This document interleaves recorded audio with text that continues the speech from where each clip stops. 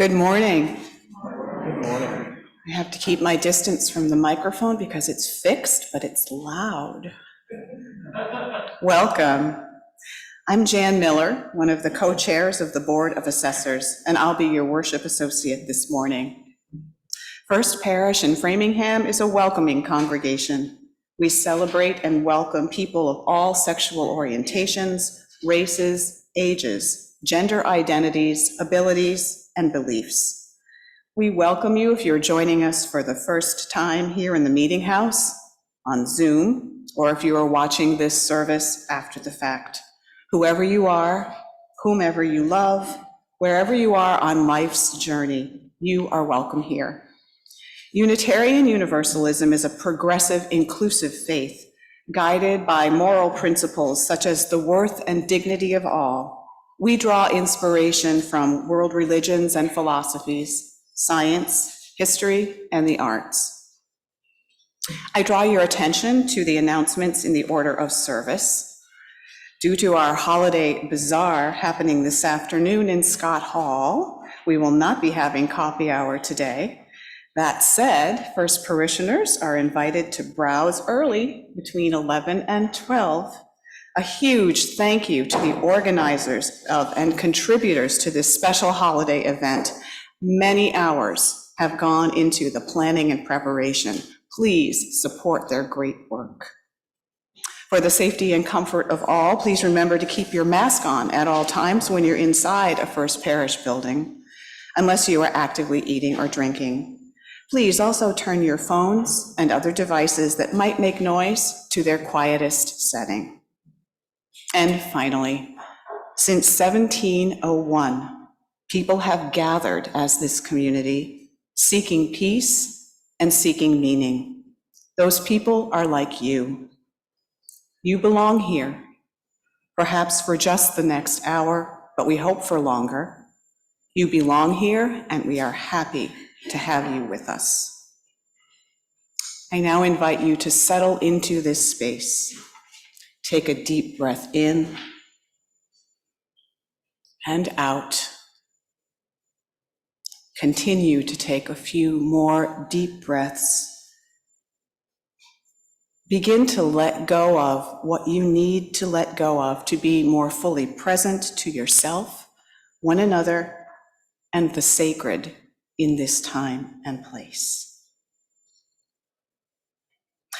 A flame within a chalice is a primary symbol of the Unitarian Universalist faith tradition. To symbolize the light of reason, the warmth of community, and the flame of hope, it is our tradition to begin our worship by kindling the flame of our chalice.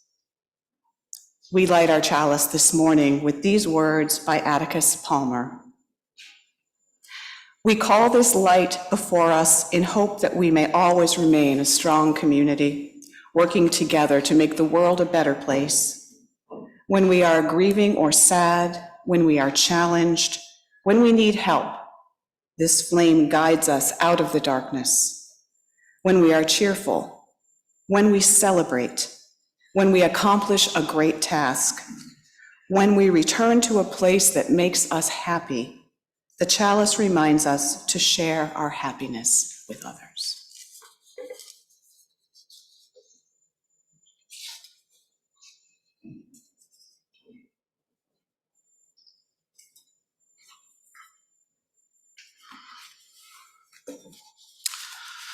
On this morning, it is the second Sunday of Advent, so we will light 2 purple candles on our Advent wreath. Last week, we lit a candle for hope. This morning, we light a candle for prophets, confronting justice and restoring the dream of a world of freedom and peace. As I light the 2 candles on our wreath, I invite you to say, "Give light, give hope."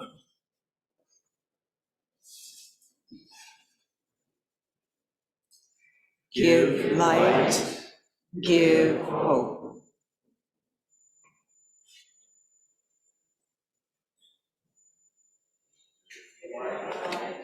Give hope.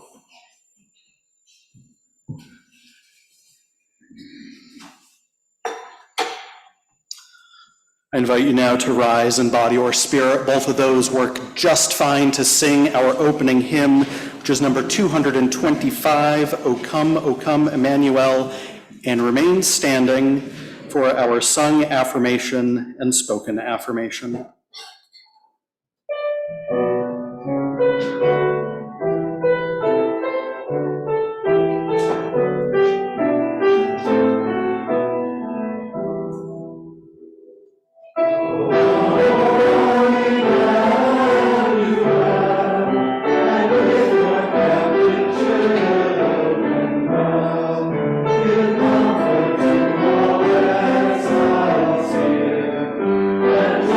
you.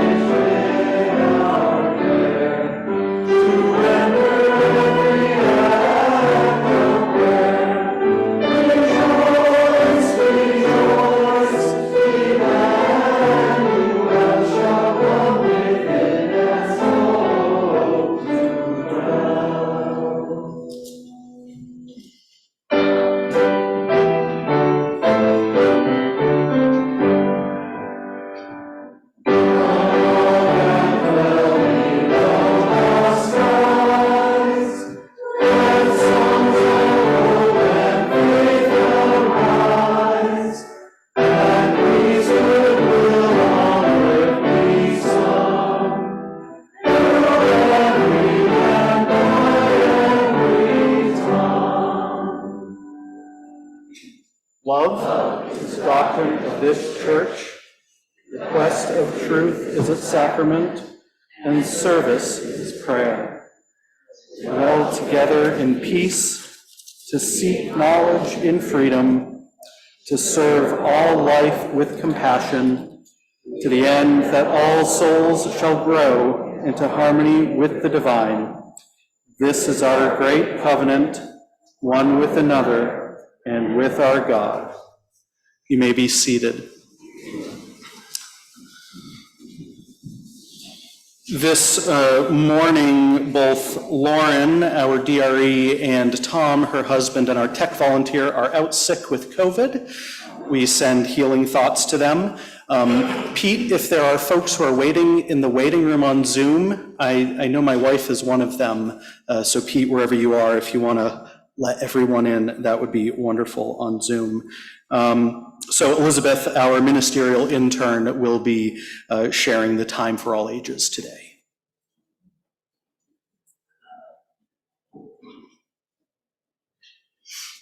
Good morning.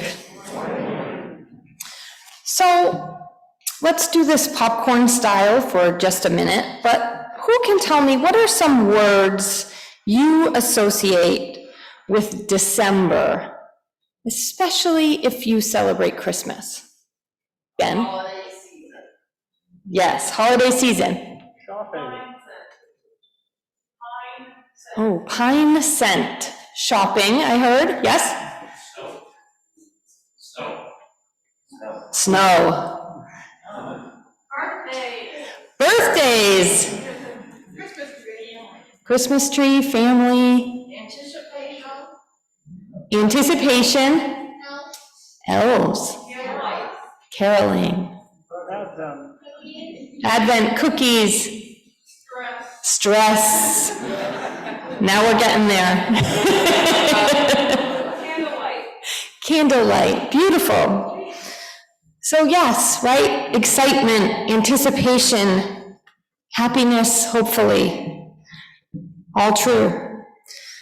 But sometimes we think of other words like stress or sadness, or sometimes just that feeling of being all wound up. Anticipation maybe, but stored up energy, not sure where to put it. Now, again, these are Lauren's words and I'm interpreting them this morning, but sometimes when you become a grown-up, December can start to feel a little bit more stressful, maybe anxious, particularly those of us working with kids, as teachers, different capacities, as parents, volunteers. We see that overexcitement sometimes as bouncing off the walls, right? Kids working themselves into a frenzy. And sometimes we feel that inside ourselves in our own way. Lauren says that when she was a teacher, the last week before school ended, and I remember this from my own school volunteering days, the kids would be so excited and so wound up that teaching felt sort of pointless, right? In middle school, sometimes that translates to little fights between others, kids who are usually very good friends. Suddenly, there's stress all around. In preschool, sometimes, unfortunately, we as parents are driven to use those words. If you don't behave yourself, Santa's not gonna come. And we don't want to say that because we know that's not true. But we all need to calm down just a little bit, right? The weeks leading up to Christmas can be rough in a lot of ways. And thinking about Advent can really become a practice for centering ourselves in order to stay grounded in a time when bright lights and shiny things all around can make us feel like we're flying high. So, this season we have our Advent wreath, right? And on the first Sunday, we lit one candle. Today we had two. We will have a third and a fourth leading up to Christmas. You'll notice here that 3 of the candles are purple, the traditional color for Advent, and on the 3rd week, we light a pink candle. It's traditional to have evergreens or hollies or something from this winter season wrapped around our wreath and our candles. I could hear it before this. And every candle has its own meaning. The first candle is for hope. The second, today's candle, for peace. The third, that pink one, is for love. And the fourth is joy. So each week we'll light one of these candles, and as we did moments ago, we'll respond, give light and give hope.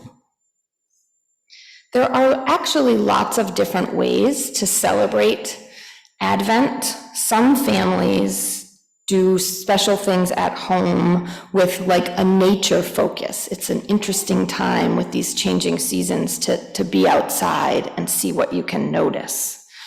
You can use guided exercise to go out into that cool, fresh air and ground ourselves in the world around us, finding that calm again.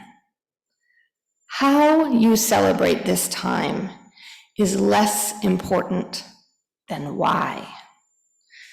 Taking a little time each day to breathe deeply, to settle into the world, and to ground yourself can help you get through these weeks leading up to the pageants and the presents. I think if we can come back to thinking about Advent, we can start to lessen some of that stress and that trouble that accompanies the joy and the excitement. And now we will sing our children to religious exploration.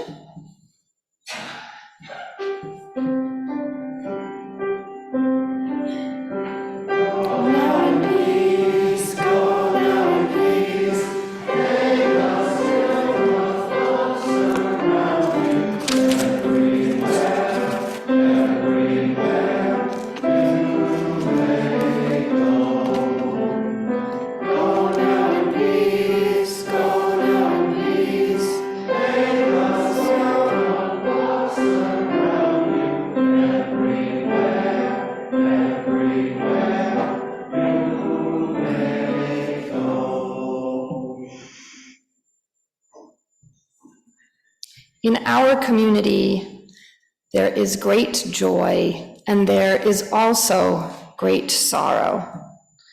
We set aside this time because we know that joy shared is joy expanded, and sorrow shared can feel as though someone is lifting a burden. Remember that you can write down your own joys and sorrows in the book at the back of the sanctuary, or submit them online each week. So first, our sorrows and concerns. Reverend Aaron shares his concern and healing thoughts for our DRE Lauren and Tom, her husband, our tech volunteer, who, as we mentioned, both have COVID right now.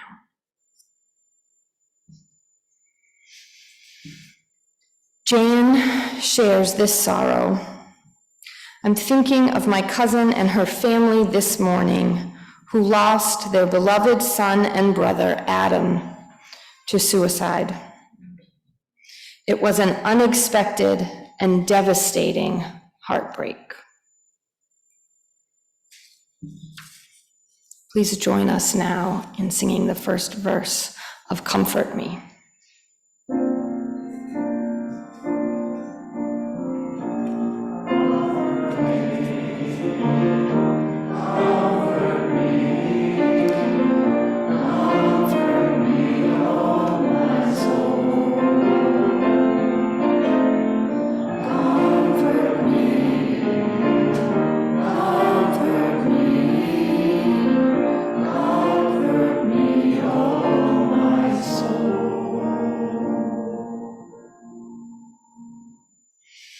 Marianne and Daryl share a joy.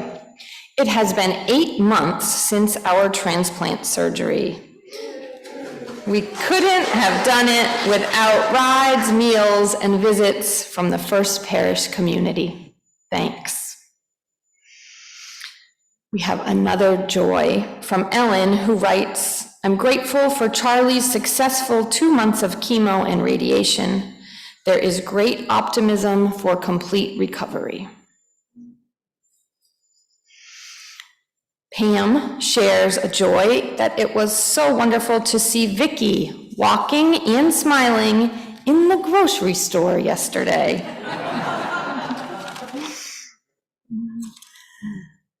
And Diane shares such joy to have Alma and her family with us on this beautiful day.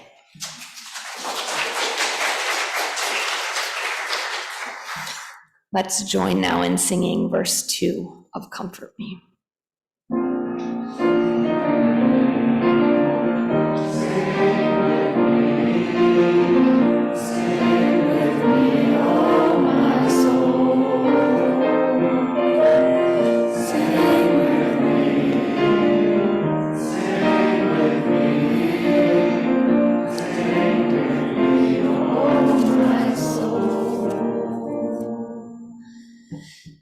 And now we light one final candle for all of the joys and sorrows which remain unspoken.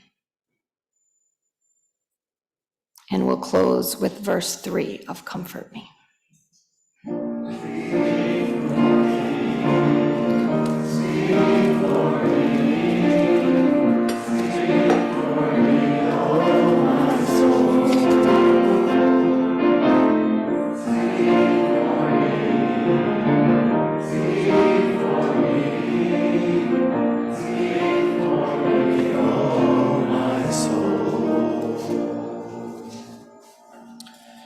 Let us now take a moment to return to that comfortable breath we invited you to notice at the beginning of our service. The breath in and the breath out. Pay attention to whatever is supporting you, a pew cushion, a comfy chair at home, a bed perhaps. Now imagine your body connecting to the ground beneath you. And imagine all of those other people connecting to the ground as well. The Spirit of life and love, named and unnamed, but who calls each one of us beloved. We give thanks this day for the joys of this community, for the faces of loved ones, for those in our midst who are healing. We give thanks. May we use that thanks and that gratitude as momentum when we go out into the world. We know too that there is sorrow in our community. Loved ones lost far too soon. Illness still in our community. Give us the courage to reach out to all those who are hurting, all those who live with addiction. We know too that there is oppression and fear in our wider community. War-torn places all over the planet. The effects of a climate-changed world. We need all of the courage possible. Summon within us a world-changing courage to bring peace to all of the war-torn parts of our planet.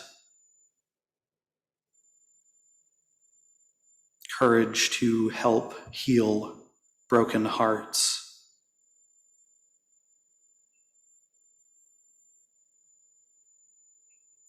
Because of that breath that we breathe in and out, we are human.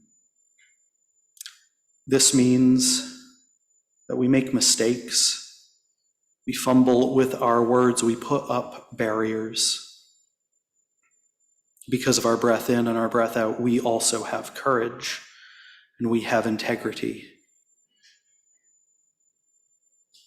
When we come up short, may we say that we are sorry, and then let us go forward, rebuilding right relationship. I say these words and do all things for love's sake. Amen. Now let us sit in the quiet of this old house so that we might reflect, listen, or simply do absolutely nothing for one whole minute. I'll keep track of the time.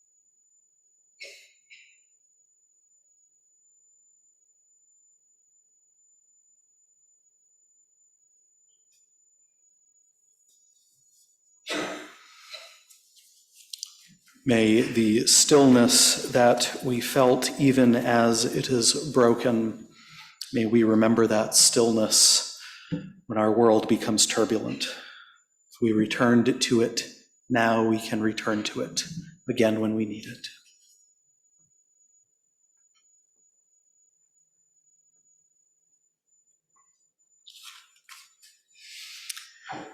We have been richly blessed. We return a portion of our blessing to the ministries of this congregation so that we might be a witness to the free faith in Framingham and Metro West. If this is your first time joining us, you are invited to let the offering pass you by. The morning offering will now be joyfully given and gratefully received. Thank you.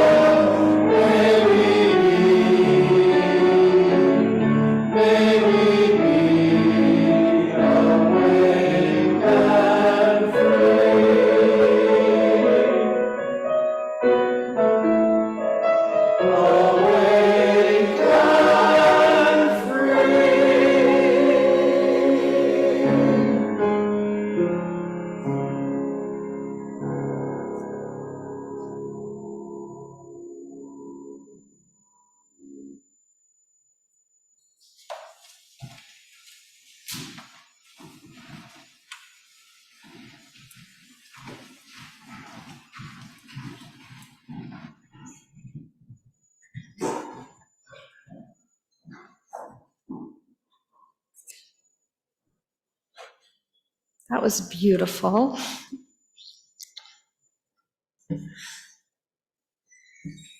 Our reading this morning is by Jan Richardson, titled Prepare. Strange how one word will so hollow you out. But this word has been in the wilderness for months, years. This word is what remained after everything else was worn away by sand and stone.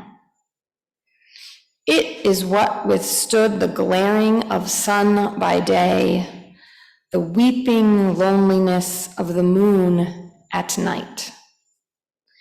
Now it comes to you, racing out of the wild, eyes blazing and waving its arms, its voice ragged with desert, but piercing and loud as it speaks itself again and again.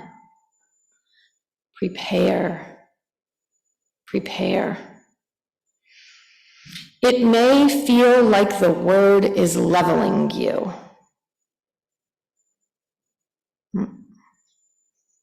Emptying you as it asks you to give up what you have known. It is impolite and hardly tame, but when it falls upon your lips, you will wonder at the sweetness, like honey that finds its way into the hunger you had not known was there.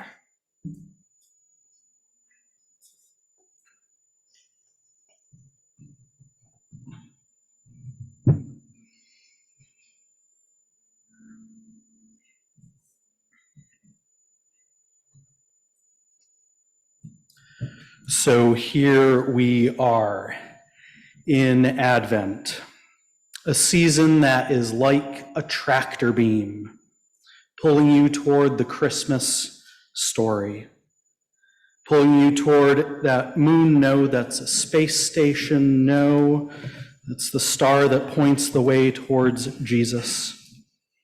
We're waiting for the birth of Jesus, the Messiah, the Christ, the baby, the 8-pound, 6-ounce newborn baby Jesus. Doesn't even know a word yet, just a little infant, so cuddly, but still omnipotent. Once we move past the Star Wars references and the Talladega Nights references that I just made, we need to think about what this season is. It's a season of anticipation. Pop culture quiz number 3 for today. How many of you recognize the sermon title from the Rocky Horror Picture Show? Okay, good. We're not talking about Rocky Horror Picture Show at all today. But this is a season of anticipation, of preparing, of waiting. A season that encourages slowness, reverence, and contemplation. The hymns of the season are not about what happens now, but what will happen in the days to come. O come, Emmanuel, people look east. It is a Christian observance, and as a denomination that has its roots in Christianity, it is one that we can celebrate in this space.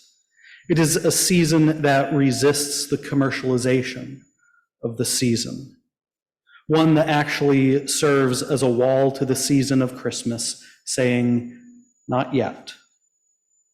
Preaching this sermon more explicitly on what Advent is, because I understand that after last week there was a little question and confusion about an Advent wreath.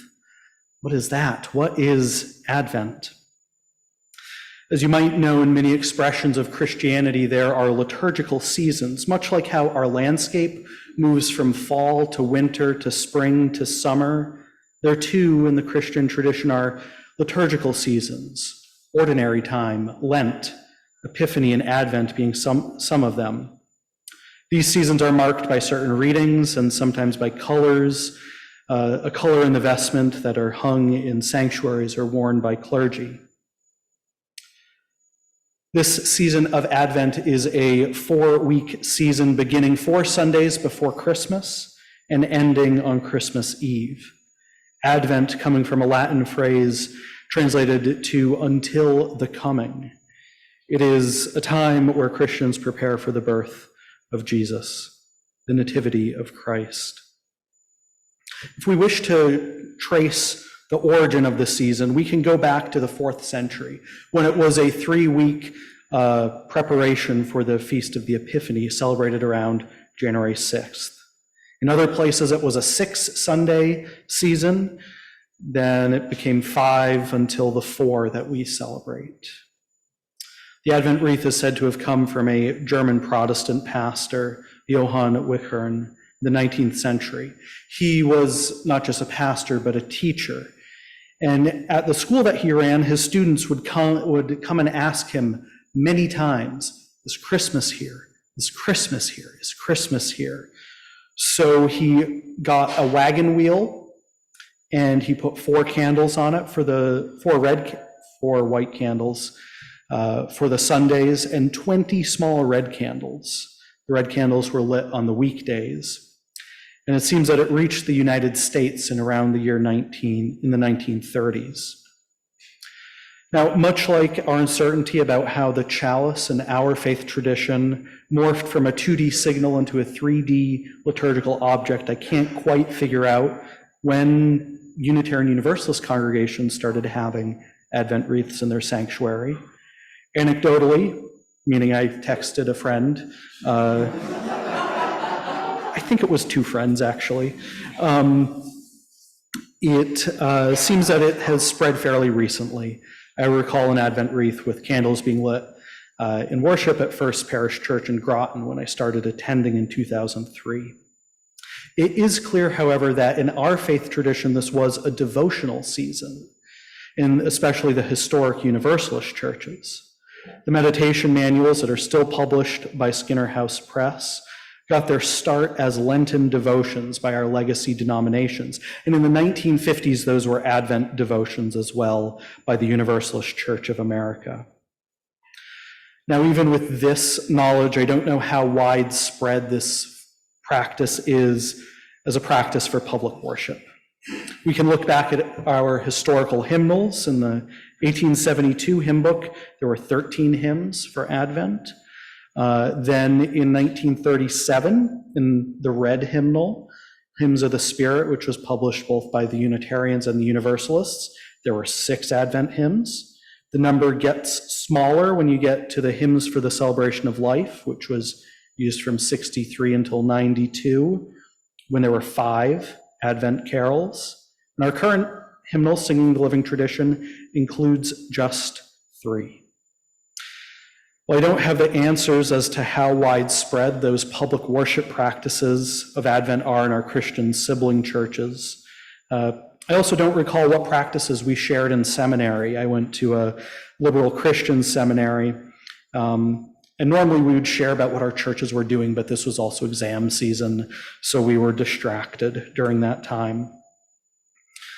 Though I do note an increased vigor in the social media feeds of my liberal Christian pastors who have a firm dedication to that line between Advent hymns and Christmas carols.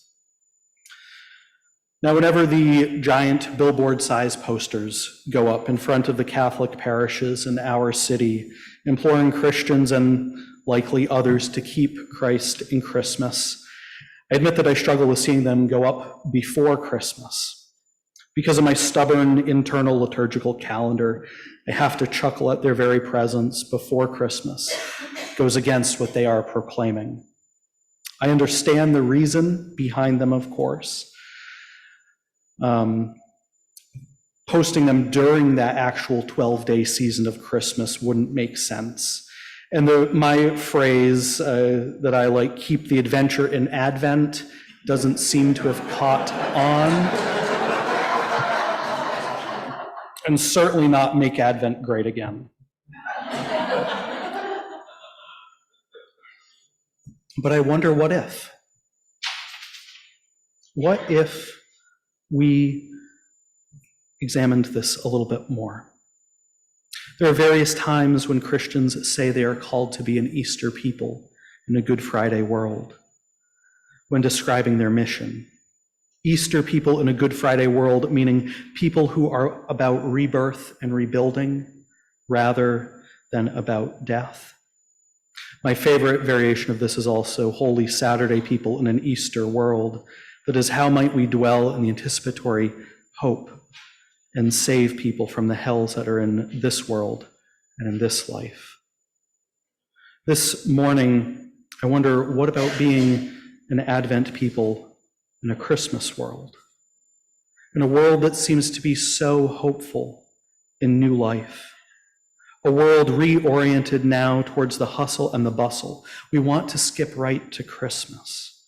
But in fact, there are 4 weeks that invite us not to. They invite us to slow down. Could we be a wait and see people in an instant gratification world? I will say that we are currently experiencing what culture critic Anne Helen Peterson calls a theory of sprawling holidays. Because apparently this year Halloween was a week-long thing.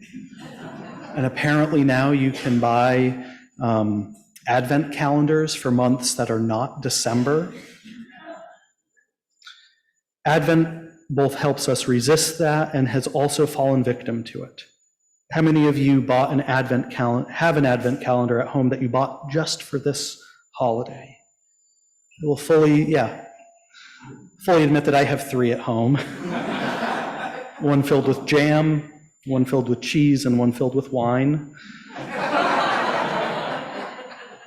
Because we need a little bit of joy every day.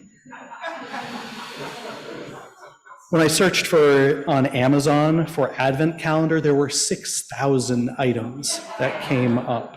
Some of them, granted, were like the items that you would put in an Advent calendar, but there are a lot of them. And Helen Peterson explains, as Easter and Christmas themselves have become commodified, the core of them, that Jesus was born and Jesus was resurrected, have been progressively hollowed. I'd wager most people who didn't grow up regular churchgoers have relatively little understanding of what Advent is, other than an opportunity to open a small door every day to a new mini gift. In this way, commodification and consumption become the primary way that Christmas is expressed, is experienced. The primary effect is one of near constant purchasing, unboxing, arranging, a vigilant doing, as opposed to periods of observation, contemplation, devotion, and being.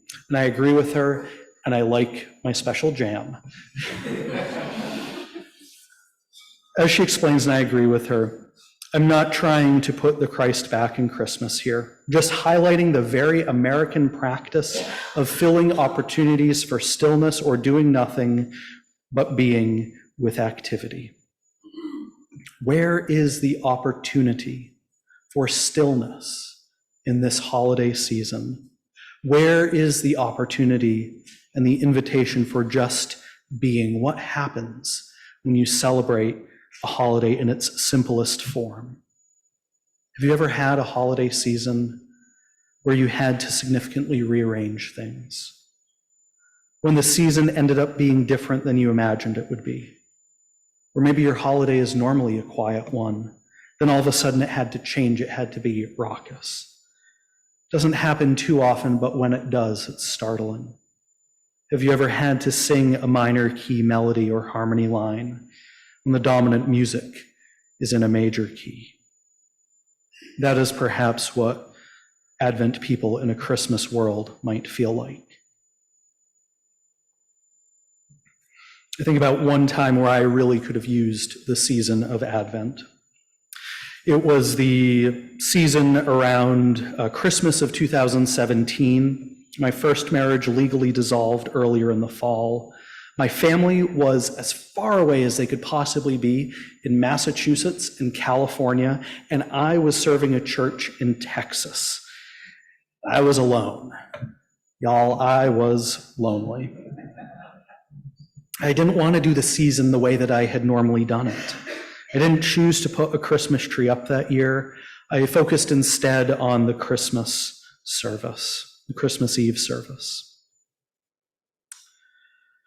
My experience over a few congregations, there are places, congregations, cities and towns, that people leave for the holidays because home is elsewhere. And there are towns that people return to for the holidays because that's where home is. College Station, Texas was a place people left for the holidays, which meant that the crowd on Christmas Eve was usually light, and it meant that the crowd that was there on Christmas Eve really needed community. The crowd that year was light, and I looked out over the faces, the widow, the widower, the divorced person, the parents who were separating, the person whose spouse was incarcerated, sitting next to the full family filling a whole pew, sitting next to the single person. I realized that community mattered, that making the choice to be here mattered. All people waiting, Advent people in a Christmas world. And that year after we wrapped up, I scurried to the Congregational Church where my friend pastored. I sat in the back and I sung all of the carols with gusto, went home, had some tea and went to bed. Woke up the next morning, made some breakfast, listened to the service of lessons and carols on the BBC, and then went to the airport to be with my family in California, where my sister was living at the time. As I was writing this story, I thought that was the first holiday that I didn't return home to Massachusetts. And that's probably true, but that was also the first season that I stopped going home to Massachusetts on Christmas. It was different. The gifts were slightly smaller that year because everyone had to fly them out to California.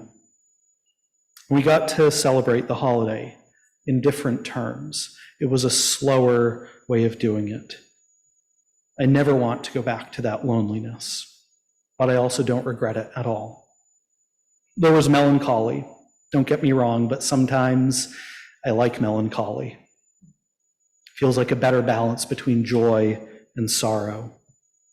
That season, it was simple, and it allowed the smaller, simpler elements to be all the more beautiful.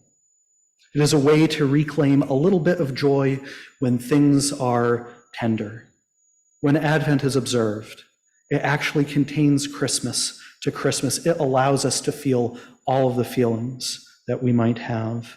It helps resist that theory of sprawling holidays. My friends gathered here, I close this sermon with some words from my colleague, the Reverend Carl Scoville, who served for 10 years up the road in Sudbury, but then served for about 42 years as the minister at King's Chapel in Boston. He invites us to consider giving something up for Advent, writing, "Why not make less of the season of excess? And why not do it not to make life harder for you, but to make it easier? There's a whole list of things that you could do to make the season slower, more anticipatory." He closes with this invitation. Now is the time to think about easing back if it seems right to you. You may love the crowds and the rush and the lists and the phone calls and the soirees, and if so, ignore this advice. But for those of you who need a pause in the midst of the madness, a moment of calm in the eye of the storm, a sense of perspective in the kaleidoscope of sounds and images, think of Advent as a time for prayer or a contemplative book or a time to just feel. May it be so, and amen. Let us now close with one of the other three Advent carols in here, number 226, People Look East.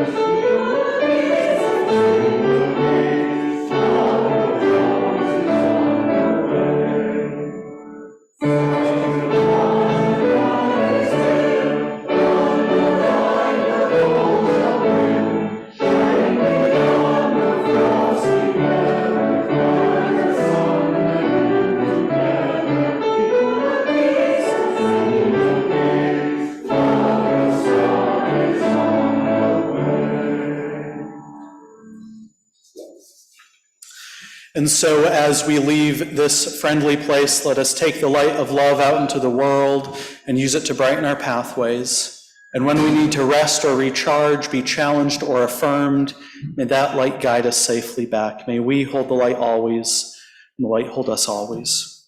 Go in peace.